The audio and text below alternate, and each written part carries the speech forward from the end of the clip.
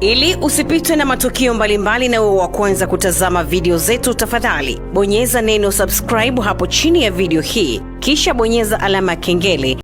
Na ikiwa ni masaa machache na siku chache ambazo zimebaki mpaka tutarajie Zuchu kuweza kwenda kujifungua mtoto ambaye watu wengi walikuwa wanatamani sana. Kwanza moja kati ya kitu ambacho watu wengi walikuwa wanakitamani ni kwamba kumuona Zuchu akiwa mjamzito. Lakini je, atamzalia Diamond lini, wakati gani? Lakini mambo ni mazuri kwa upande wa Diamond na Zuchu.